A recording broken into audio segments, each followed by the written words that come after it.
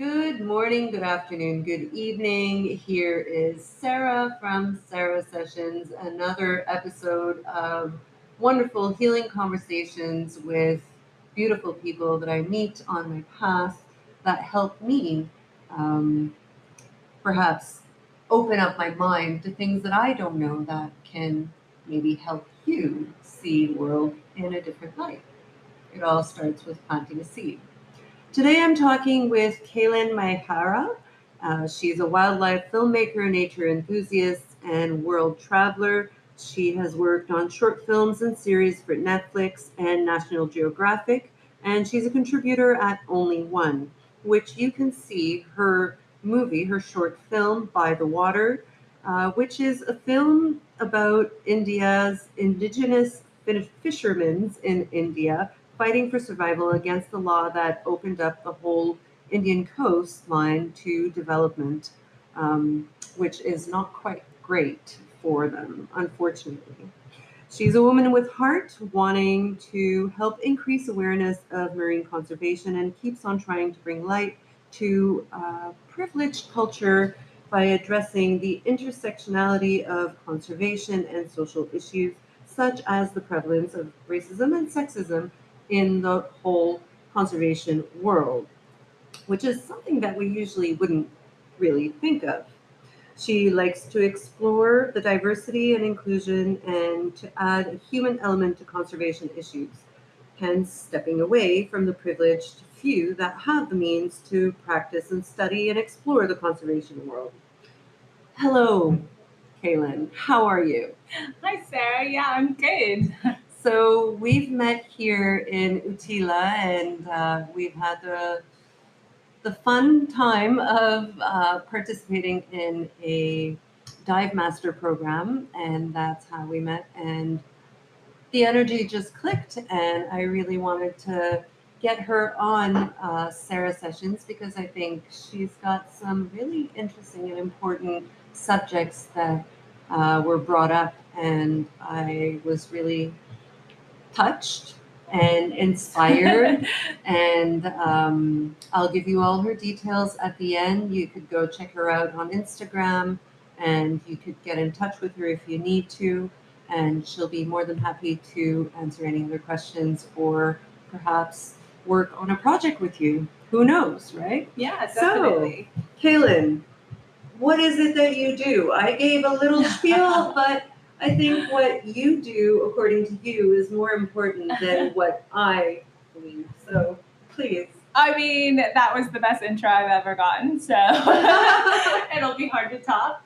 But yeah, like you said, I'm a conservation wildlife filmmaker. I make wildlife TV shows and conservation films.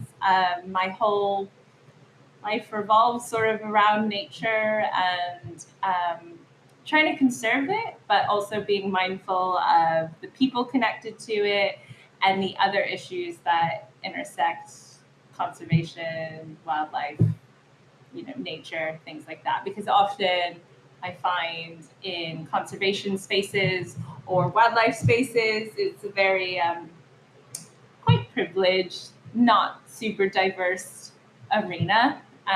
And yeah, if I could be any small part in changing that, that would make me really happy. How did you get involved in getting inspired by nature or the ocean or wildlife conservation? What triggered that in you? Was that a purpose of healing yourself or healing the world? Yeah. We all want to heal the world, right? Yeah, for sure. I think, like I grew up by the ocean, so I grew up 5 minutes away from the beach. That's how I lived my whole life, really. And the ocean is just the place I find solace. It's what I love in this world, and I can't imagine my life without it. And it's kind of what sparked everything. And I used to spend like hours hanging out at tide pools as a little kid and just looking at tiny little creatures. I had no idea what I was looking at really, but I've just always had this like strong pull to be by the ocean and to be near it and to do something with it. That's like inspired me to. I went to school for marine biology, and then I fell into film because I wanted a way to communicate what was going on with the oceans, what we could do about it. Just general education really is how I fell into it. Very nice. And what is the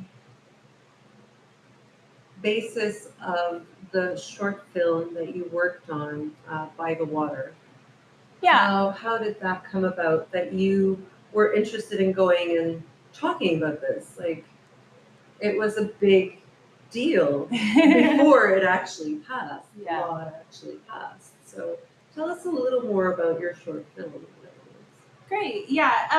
So By the Water was born out of conversations with a friend I had made through an organization I used to work for called SeaShepperd. And this friend was an ex-SeaShepperd captain. We had never actually crewed together on the same ship, but we just had mutual friends and had we had a lot of the same conservation ideals in common.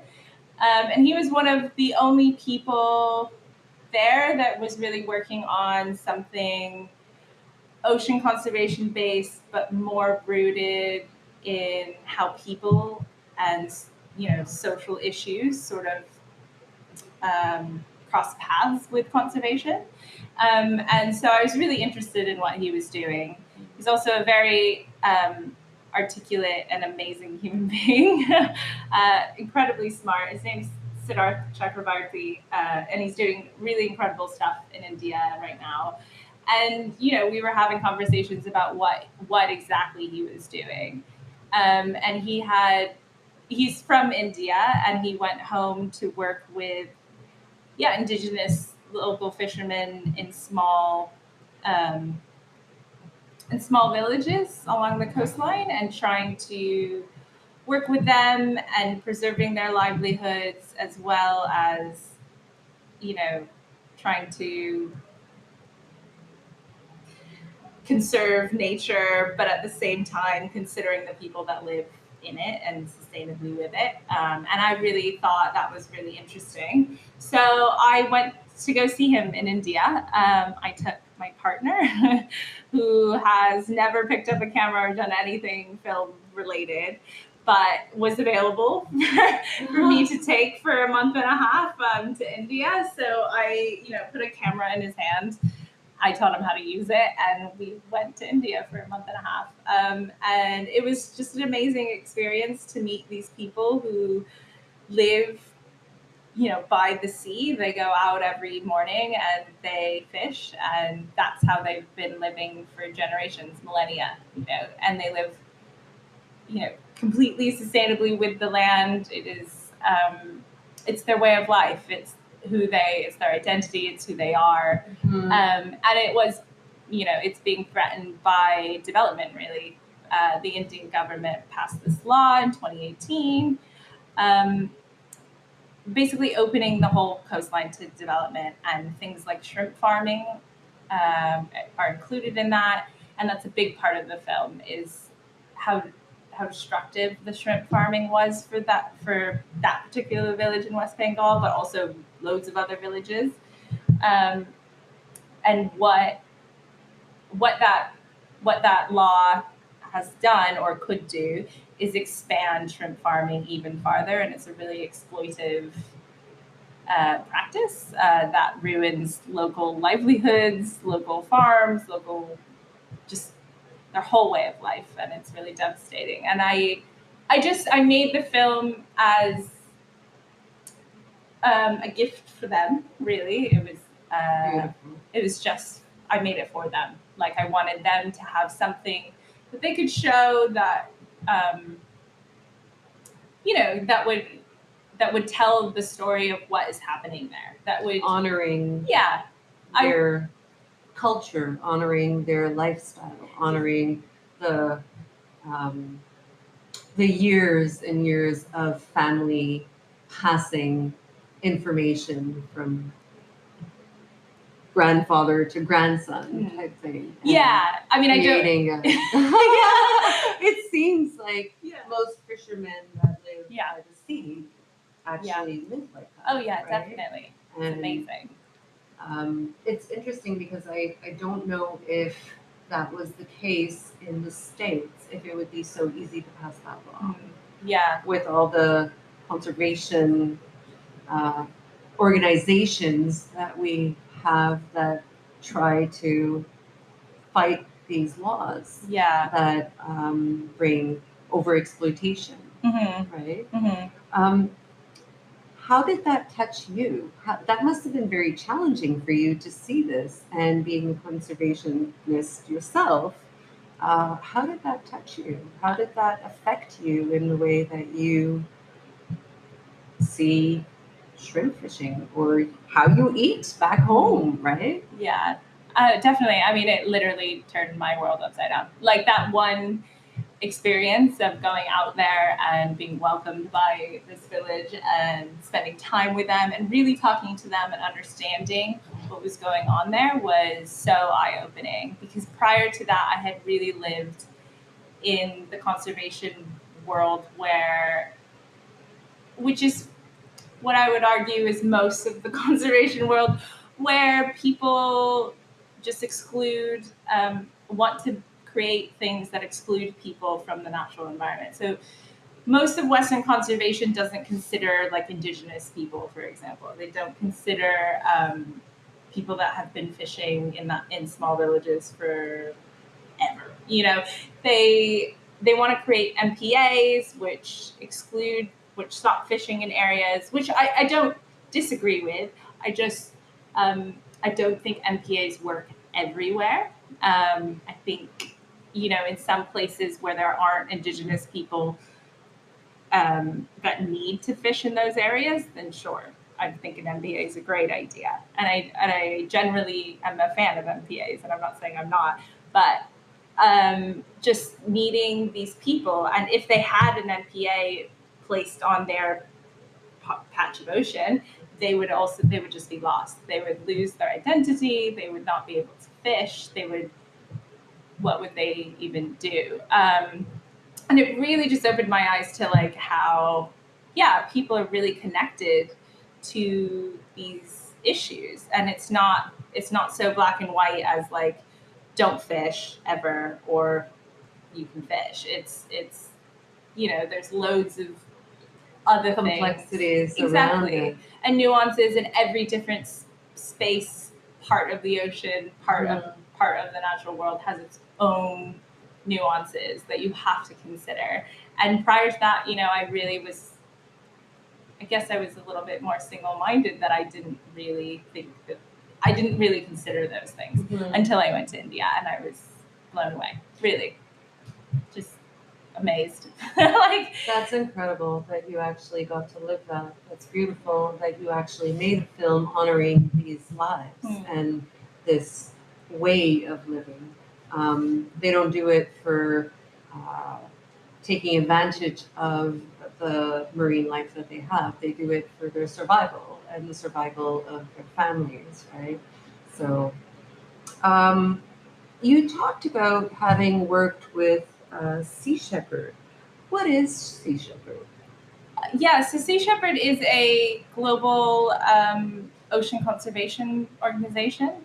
They're actually the largest private fleet, like Navy fleet in the world. They have about like 22 ships, and they run loads of campaigns all around the world on ships where they are monitoring and trying to stop illegal poachings of the ocean. So I worked on a couple campaigns with them, one in Antarctica trying to stop the illegal take of whales, and then another in Mexico trying to stop illegal gill netting in the Vaquita Refuge. They're a very large marine organization. They have lots of supporters, and I really, truthfully, I really enjoyed my time with SeaShepperd. Like, I can't say that I didn't. However, I just feel like at this point in my life and in my journey, I feel like their approach is a little bit different to mine now. My approach has become more nuanced, more inclusive of other like issues, like geopolitical issues, trying to understand the context in which illegal fishing happens. You know, like whether like colonialism or imperialism was involved, or just other social issues that surround these issues, these conservation issues, and trying to make something or save the oceans in a more equitable way. Mm-hmm. Because it's most conservation in the Western world is a little bit privileged. Mm-hmm. So let's talk about that. We were talking before actually starting this episode, and we were talking about Seaspiracy, which I've been shamed a couple of times for thinking of eating fish because of Seaspiracy. It's a series that's on Netflix, and it's very well made. And if I'm not mistaken, SeaShepperd is one of the organizations, or the organization that actually created Seaspiracy. For some reason, I kept myself from seeing that movie, that documentary, until recently, and for many different reasons. However, I noticed on your Instagram page, which I'll give the information later, you have an article about that whole Seaspiracy. Can you give us a little idea of what that whole article is about and what you think of all of this so far? Yeah, sure. If you don't mind. No, If not it's at not, all. Not at all. Not at all. Feel comfortable. Yeah. It is an open space here, and I just want it to be, I want you to know that it's safe. Great. Yeah, no, not at all. I don't mind at all. Yeah, so I did write an article in response to that film because I was actually quite hurt by that film. I was really excited when it came out, actually, because I consider myself an ocean conservationist. I don't personally eat fish, and I was excited about something that might talk about the issues that face our oceans. But there were a number of things that really bothered me by the film. I'm also someone that is in filmmaking, and I sort of understand the need for documentaries and things and shows and whatever to be sensational. You want to like put big dramatic things up for people and give them like silver bullets to change things and to save something. But I think that doesn't really work when it comes to saving the oceans, because the whole idea of the movie is this guy who loves the oceans and is like, I just want to save it. How do I save it? And then he basically, quote unquote, discovers all of these things that basically the way to save the oceans is that we can't eat, that no one should eat fish anymore and no one should fish. Right. And while I just don't see it as black and white as that, I think, how do we save the oceans is such a huge question. It is massive. It's something that affects literally every single person on the planet, every country, everywhere. It doesn't matter where you live, even if you're landlocked, like you somehow are connected to the oceans by just the air you breathe, or, just how like thermoregulation happens around the earth. Like you're connected. We're all connected. And the weather. Yeah, exactly. And to have like a very black and white, like, oh well, the only way we save, or the best way we save our oceans, or the only way is to stop eating fish, and to push this like this solution onto everyone and shame people out of eating fish, every single person, is not the type of conservation that I subscribe to. It was also framed in a really, like, how it was told was I felt it was really harmful. First of all, there was very little diversity with the people that were interviewed.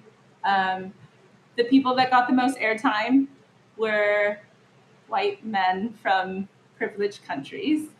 There were very few women that got more than one piece of camera, besides Sylvia Earle, who I love. And there were literally no people of color, except for if the only people of color in that film were either the slaves or the bad guys, right? And it was really harmful because it really framed particularly East Asian people as the villains of the ocean, like the plunderers, the like killers, the whatever, as if we were this homogenous ocean hating group of people.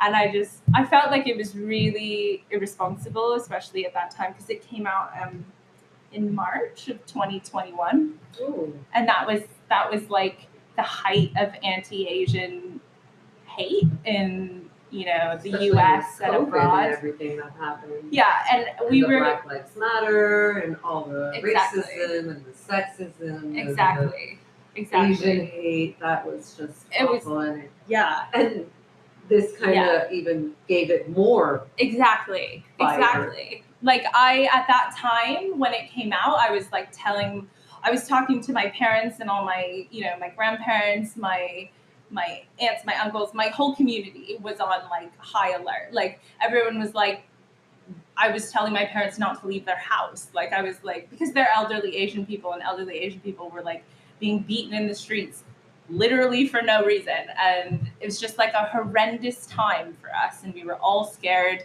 And it just like, and then this massive film on Netflix comes out, and it just framed this, this really complex issue as one that is like pointing the finger at Asian people, basically. And it was just so ill-timed, and I felt really irresponsible.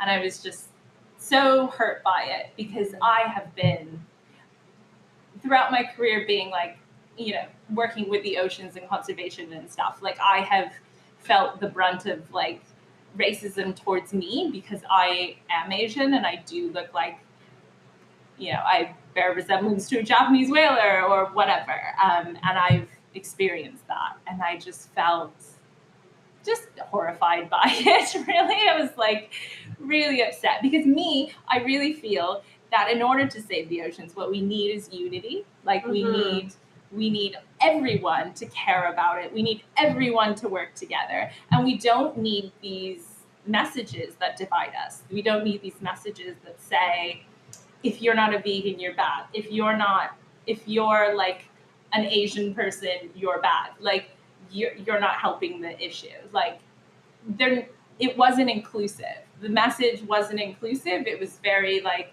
shaming and hurtful for a lot of groups, and very just heroic, narrow. Yeah, and very heroic towards these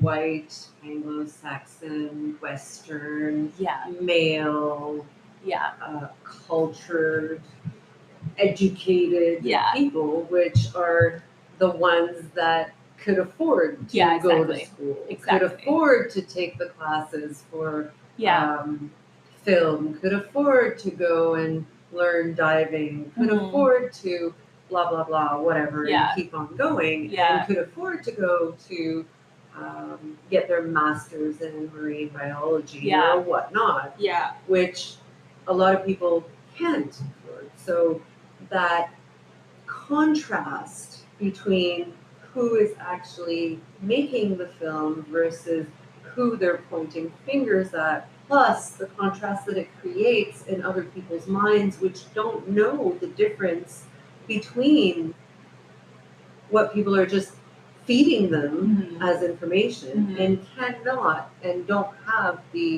um, the the knowledge of where to go find this information that shows the contrast or that helps bring light to how complex this whole topic is and how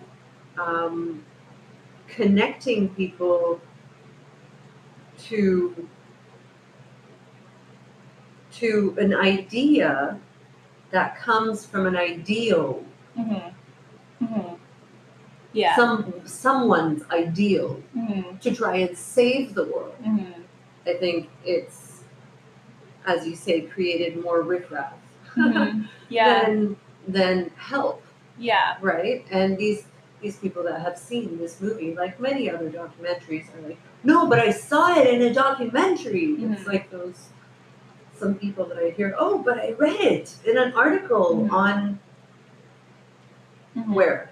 And you ask them, where was that article? And they can't really give you the information. And the credibility gets lost. And when that credibility gets lost, I find that we forget the main purpose of why we're all working towards saving the oceans or saving wildlife or, coming together as a unit, as what connects us to each other, rather than what disconnects and creates more separation between us. So 100%. I just felt like that film was very divisive. And what we need right now, more than anything, is solidarity. Whether that's for the oceans or for racial justice or, really everything. We need more solidarity, more unity, more people coming to the table. Also, we need diversity of thought. Conservation, modern conservation has really been dominated by white Western thought for a very long time. And there's a lot of blind spots with that approach. There's a lot of, if everyone's really the same in that arena, they're not going to think of new ideas. And we need new ideas, and we need them quickly because, the planet's dying.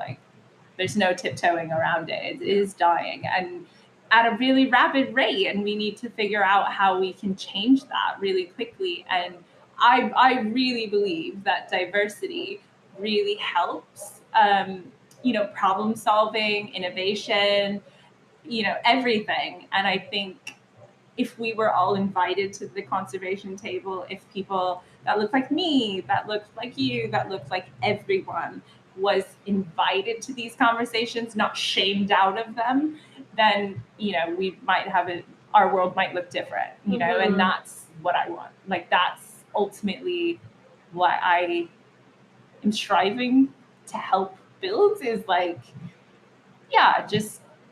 just that everyone feels invited and included and would, has a stake in these issues because we all do.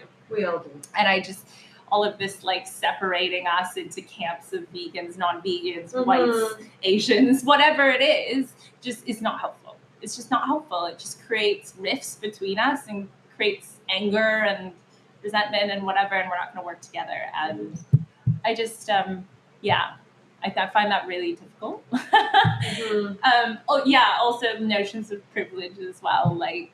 Not everyone can be a vegan, and not everyone can afford to. There are people that live by the ocean, from the ocean, sustainably, and have for millennia, the people and by the water. And I would never tell them you need to stop eating fish. I would never tell them that because that's just wrong. They have never plundered the oceans like big trawlers have, and they are a part of the oceans and they are stewards of it. And there's no recognition of that in this film. None. It's just very, if you're not a vegan, or if you're not, you if you do eat fish, then you're a bad guy, Mhm. and I really don't think that messages like that are great. I am going to cut you off. No, We're going to it's fine. go for a small stop, pause, and come back. Great. Because I have a couple.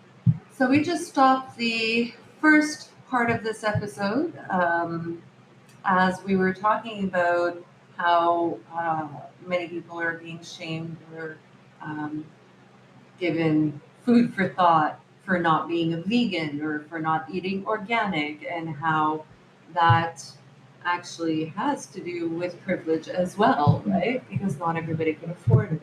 How do you think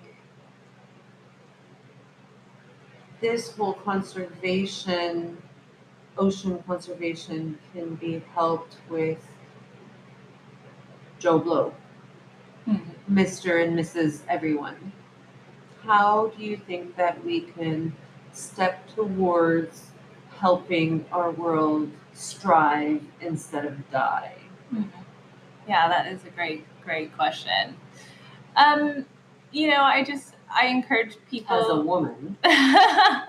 a woman, yeah. as a Japanese inherited background, Mhm. 5 generations past, Mhm. as a marine biologist, Mhm. as all of these wonderful things that you have in your toolbox. Mhm. What do you think? Where do you think we are now? Mhm. What can we do? Mhm. Like, what can I do? Yeah. That is a really good. It's a really big question everybody is asking, It is right? a really big question. Right. And I think that really depends, again, on who you are, your personal circumstances.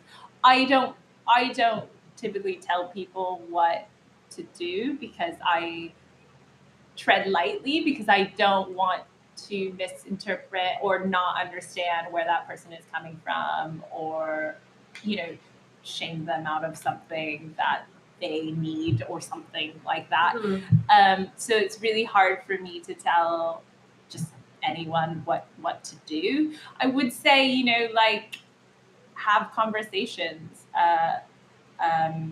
about these things. You read uh, like books and papers and IPCC reports, as depressing as they are. Just Anything particular? Any books or anything that you really connect with that you think people should?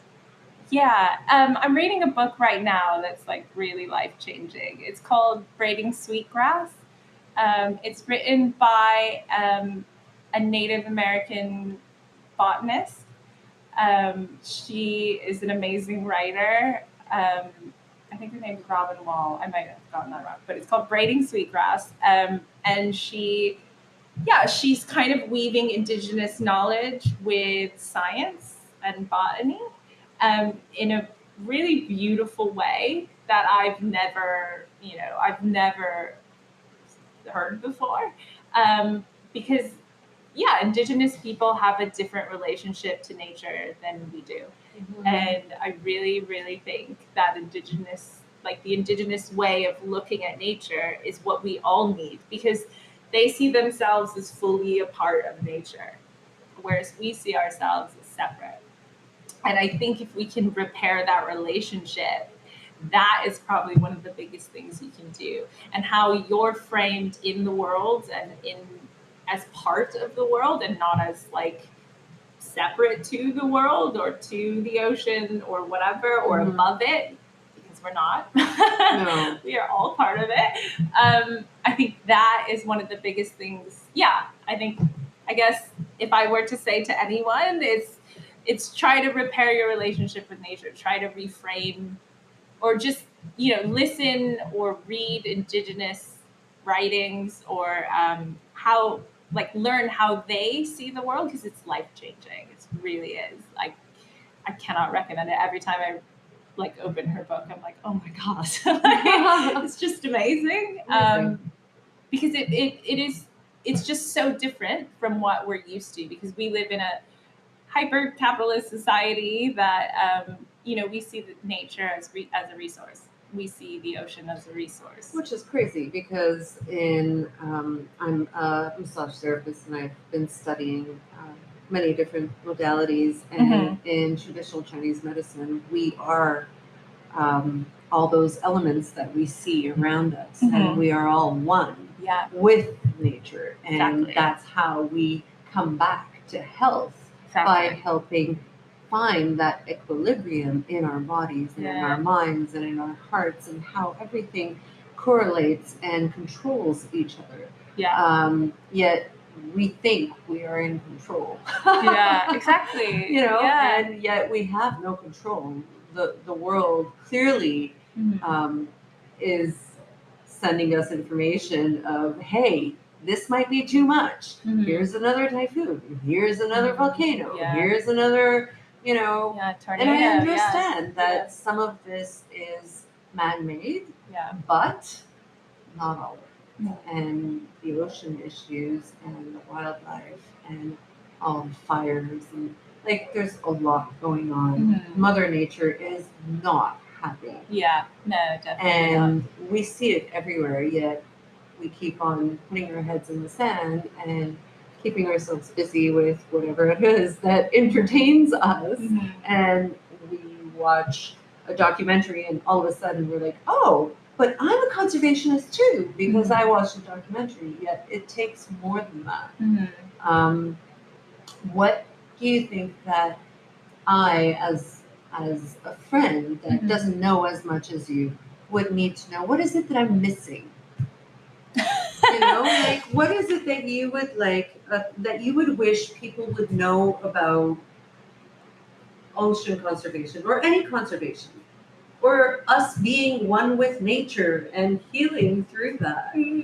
Oh God, that's a hard question. We can pass it. No problem. It's more of kind of what I've been saying. I just think we need to recognize that conservation does not happen in a vacuum. It is not a singular issue. It's like everything in this world. There are loads of gray areas. There's lots of intersecting issues that also come with conservation. And we just need to be mindful of the nuances of each of those situations. I know as human beings, we like categories and we do like the black and white. We like the sensational, oh, well, if you want to save the oceans, here's the one thing you do, right? But it's just not like that. We need to be comfortable with being in the gray and keep, our hearts open and be as empathetic and compassionate to other people as well as to the nature around you. I really think if we could repair our really broken relationship with how we look at the world and nature, that would make the biggest difference. Because, some people see a tree and they see it as a resource, something they can sell. And that's just so incredibly wrong. It's not just something you can sell. And what really does give you the right to sell that tree, it's you didn't make it. We just really need to think about those things and how we allow the commercialization of our natural world, and at what expense, and how that really does affect us. Because we're all connected to nature. Even if you live in a city and you consider yourself very disconnected from nature, I guarantee you'd be very, very sad if there were no trees on your street or no grass anywhere, no green anywhere. And that changes us. Yeah, and that's because we are part of it. And, there's loads of science and loads of research on how being in nature helps you mentally and helps you cope with stress and things like that, especially during, a pandemic. I think we all learned the value of going outside, of having a park nearby, of having a backyard, of having a potted plant, just anything.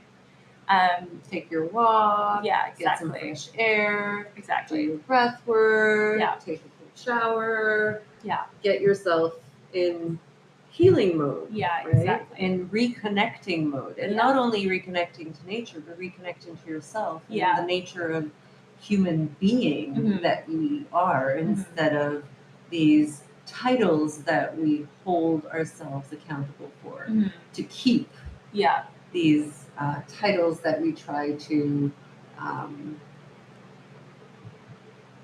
identify with, Mhm. right? Mhm. I just realized we've never talked about any pollution, Mhm. especially being here on Utiva. Mhm. I've noticed that there's a lot of that pollution, and it's probably not only here but everywhere Mhm. around. The same way that we have the pollution in our streets back home, unfortunately. Mhm. And where do you think that we can find the resources to start gathering those plastics and maybe using it to build something that we need? Yeah. I've seen these turbines that actually clear the plastic from water Mhm. that they can use. Mhm. I'm not quite sure. There was an engineer, there was a movie, little something. Yeah. I don't remember what it was, but there's these turbines that actually just clear the water and take all the plastic and reuse that plastic. Yeah. Yeah. Why are we not having more of those all over? Yeah, that is a great question. I think there are a few like ocean plastic devices that are trying to take them out of the oceans, which is great. And then it's even better if you can then remold them or reuse them into something. But I also think we also need to think upstream of that a little bit and think about why we have so much plastic, why we feel the need to consume so much that we're now polluting our oceans at like an insane rate. Because I remember when I was in college, and yeah, the figure was like there's something like 6 times more plastic in the ocean than fish, and that was in like 2014, and I just like can't even imagine what it is now. And that's scary. That's so scary. It's terrifying. But yeah, I think again, it's like a whole intersectional thing where we need to think about. Plastic is a fairly recent invention, and it's taken over our lives. But the thing is about it being fairly recent is that we know that we can actually live without it. Like our grandparents did, their parents did. Like we don't need it to survive, and we also it comes back to like consumption and how plastics are made really cheap, and that also ties in with the oil industry because they're made from oil, and how oil is so cheap and it gets subsidies from the government. So it's all like this, it quickly becomes this this big issue that you can see there's like loads of threads to it, and you can pull one of them. Oil. Yeah. And then you go down the whole thread. Oh, and you boy. go down a whole rabbit hole. But yeah, I mean, I also recognize that in general environmentalism and the environmental movement has somewhat of a failing on how we communicate solutions. Like most of our solutions are, don't buy plastic, buy a metal straw, which I don't disagree with at all. Like I don't. I would prefer a metal straw to a plastic straw any day, and I really don't. I refuse plastic straws. But but we also frame these big issues like plastic pollution and stuff as like individual choices, right? And that's really tough. So what that does is it creates competition between us to be the greenest consumer, right? I would win the competition if I never bought plastic, if all my stuff was metal and glass and it was like really pretty and quite expensive and whatever. but I was doing a better job than somebody who couldn't afford all the metal and glass or whatever. But that's a competition between us, and it's not really addressing the entirety of the issue. Very true. And we need to so what we need more than metal and glass and trying to buy eco products, which is kind of reserved for more privileged people anyway, is we need more policy change, big changes. We need to push our governments to pass more sweeping laws. We need to stop subsidizing oil and in effect the plastic industry. We need to really push for bigger things rather than making it an individual choice for why we have plastic pollution, because it's the system that we're born into, it's the system that we all live in, and that we've all adapted to. Yeah. We've all adapted to because they've told us, oh, well, here, you can throw it away after. It's all good. Exactly. Right? Exactly. Yet, this is something that we've learned. Yeah. It's a learned habit. Yeah, exactly. And it was pushed on us. Yes. And yeah. And that consumerism keeps on making money for the people that go and get the oil, which brings us to another thread of, oh my God, all these oil spills and everything that's going on the south of Africa. And just, I'm not going to open the can of worms. There's a big thread there. But it always comes back to how much money, who's in power, who's getting the best of it, and we don't care about the small people. And again, creating more of that contrast. Exactly. So not to extend this too long, but one last question. Talking about that privilege, as a fifth generation Japanese female working with such big organizations that we, the public, idealize and don't really know what's really going on in the background and in the shadows of these organizations, how do you feel? Do you feel like you have a place there, or how can we integrate more of that adversity that is essential, because this adversity actually brings up a lot of different topics that white privileged Western world don't really think of, right? Because they don't have that cultural background, they don't have that knowledge or that learning from family and whatnot. How has your experience been?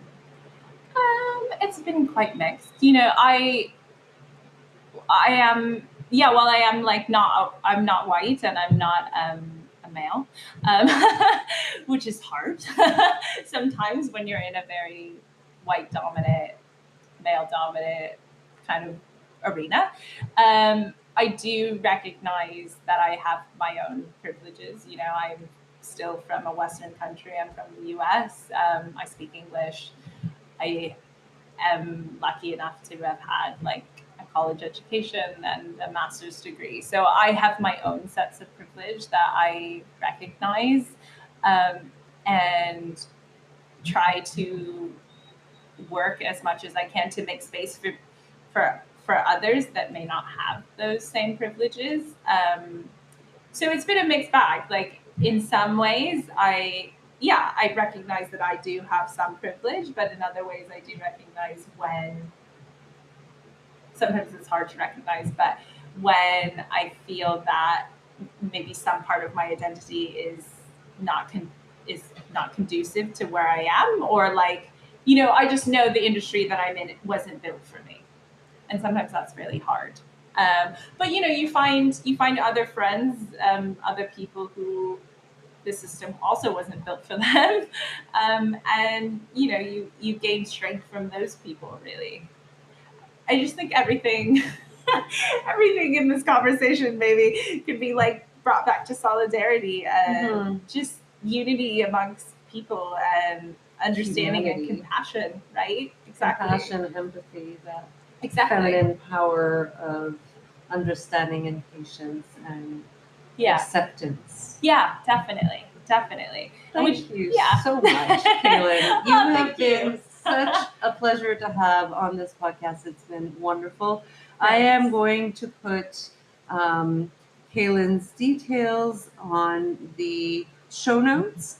If you'd like to go and find her on Instagram, it's Kaelyn Maehara, Maehara. And you can go and check out her link for that article on One Only. Is that right? Only one is Only where One. my film is, but the link is to that article about Seaspiracy. Wonderful. Thank you so much. Thank you. It was Thank fantastic. You. Yeah, this is fun. I wish you guys a wonderful evening, morning, afternoon, wherever you may be in the world. May you stay blessed and keep aware of your connection with everything surrounding you: nature, people, empathy, courage, love, patience. Wishing you a wonderful journey ahead. Goodbye.